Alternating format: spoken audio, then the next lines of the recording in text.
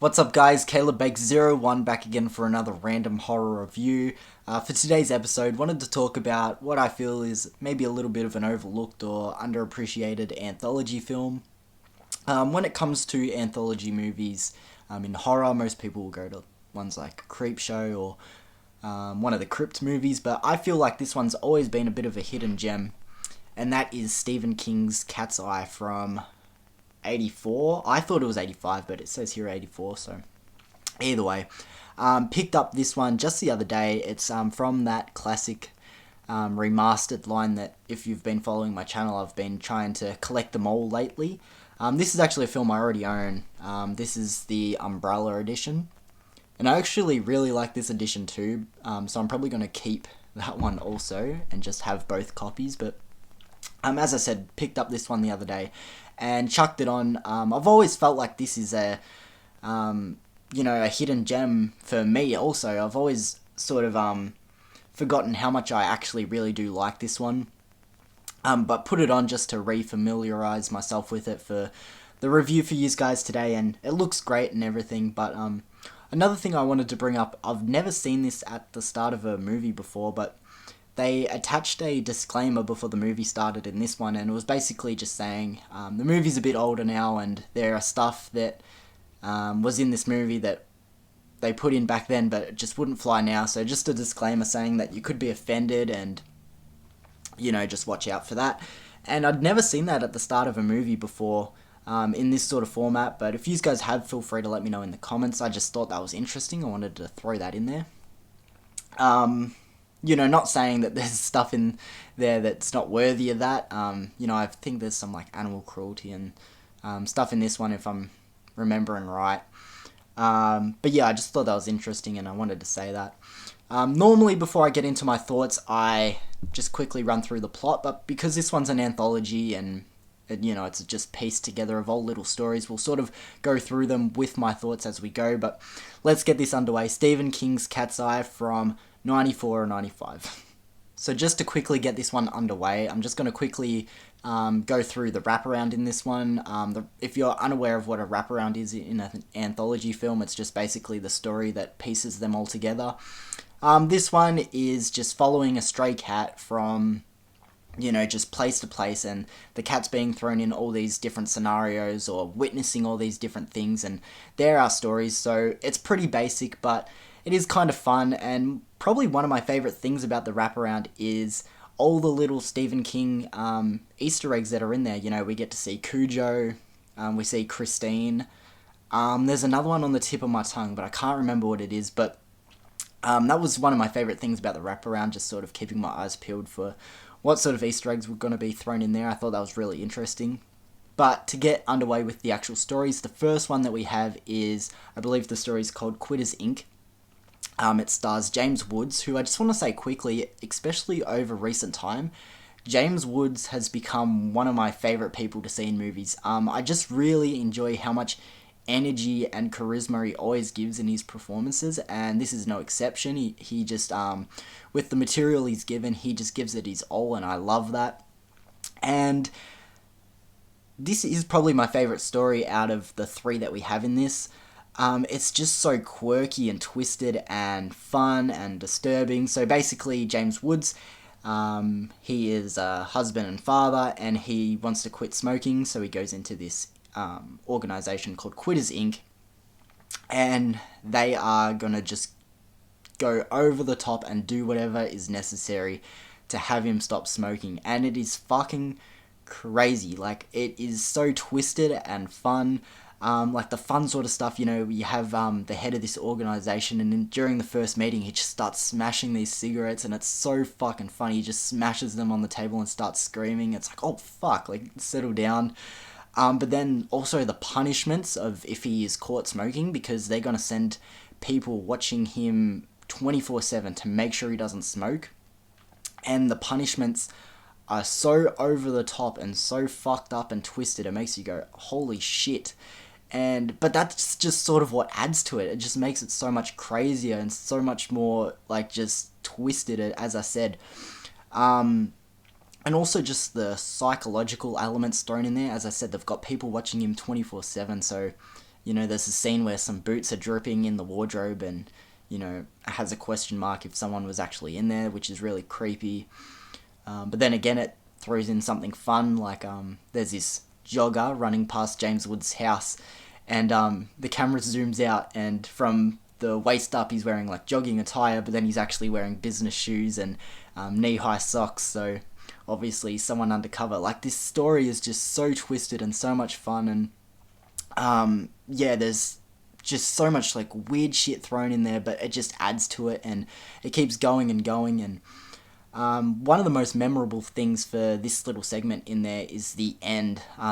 It's not really a twist, but a little just knife in the ribs to just leave you with something. And whenever I think of that, this movie, I always think of that little part at the end of this segment. I'm pretty sure most people will know what I'm talking about, but just a really, really cool one to open up this film. The second story in this one is called The Ledge, and this time round I didn't enjoy this one as much as I have in the past, but again, just really fucking solid. I don't want anyone to take anything negative away from this story, because again, it's really fucking good. It was just not quite at its peak this time around for me, but basically the story for this one is, I believe he's like a mob boss. He's just obsessed with gambling and bets and everything, and this man wrongs him, so he puts him on the ledge of this high skyscraper or building or whatever, and makes a bet saying he can't walk the ledge the whole way around the building and get back safely, and there's wages and all that thrown in there. Once again, this story is just so twisted, but fucking fun. Like, the fun throughout all of the segments in this movie are top notch, but just the level of twistedness and like craziness in this one is really what sets it apart as well. The mob boss, I forget who plays him, he is such a dick. Like, the guy is like, he's got like, I think it's like 5 inches of room to go around this ledge, and he's such a dick. He's like spraying him with water, like tapping him. He's such a fucking asshole, but that's just what makes his character so amazing too. And something that really held up as well is the effects of, the height. It actually made me feel, I'm not scared of heights, but, heights do sometimes make me feel a bit, like, ick. But in this movie, they play it really fucking well, because watching it, you're like, fuck, yeah, it's the worst scenario to ever be in. And, I feel like the effects hold up pretty well, besides the scene where someone does fall. I'm not going to say who, but,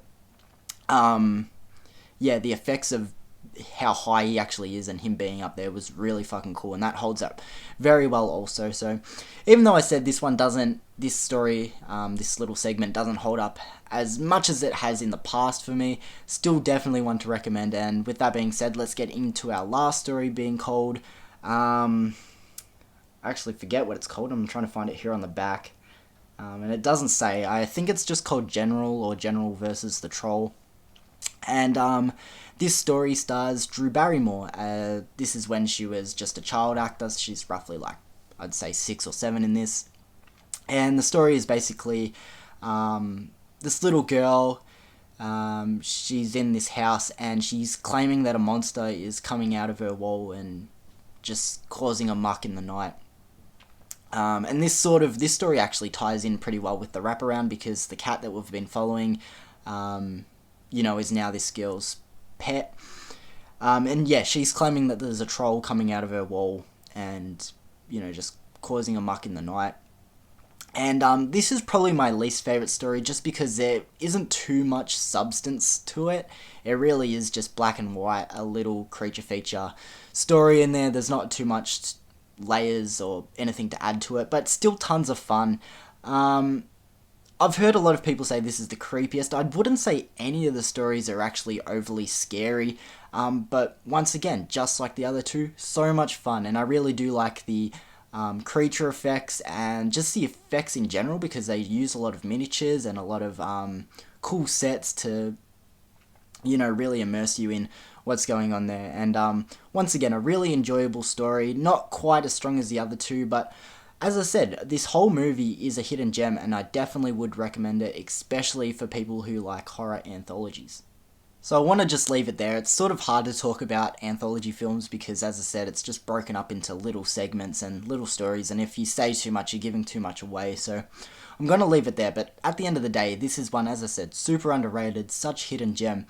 What you're going to get from this one is so much fun. As I said, it's not overly scary, but super fucking engaging, and there wasn't really any part in this movie that I ever find myself not really entertained. Yes, there's some stories that are a little bit weaker than others, but none that are truly terrible. So with that being said, we'll leave this at a rating. As I said, super underrated, this one. I'm going to give Cat's Eye an 8 out of 10, really close to an 8.5. Each time I watch it, it probably just goes up a little bit. But I definitely would recommend for you guys to check this one out. So I'm going to leave it there. Stephen King's The Cat's Eye from 1985 or 84. Still haven't figured out the date. An 8 out of 10. So I'm going to leave it there for today's review, guys. But I just wanted to quickly say I'm appreciating everyone who's coming back and watching my videos. At the moment, I've noticed a lot of my views have gone down, which is fine. You know, I'm not asking people to go out of the way and watch my videos if that's not what they're feeling like, but if you are, I'd really appreciate liking, commenting, subscribing, because I feel like maybe it's just a bit of the algorithm at the moment. Some people have just stopped watching, and I'm guessing a lot of my videos are starting to become less and less recommended. So I'd really appreciate for those who are subscribed, maybe hitting the bell icon or sharing my videos or liking them or commenting just to get it back into the algorithm. That would really help me and support me. But for all that are doing that currently and coming back to my videos, still I'm so grateful and very appreciative for everything that you already do. But I'm going to leave it there for you, this review today, guys, and just thank you for joining me again. Hopefully have some more content coming your way soon, and I'll leave it there. Thanks, guys.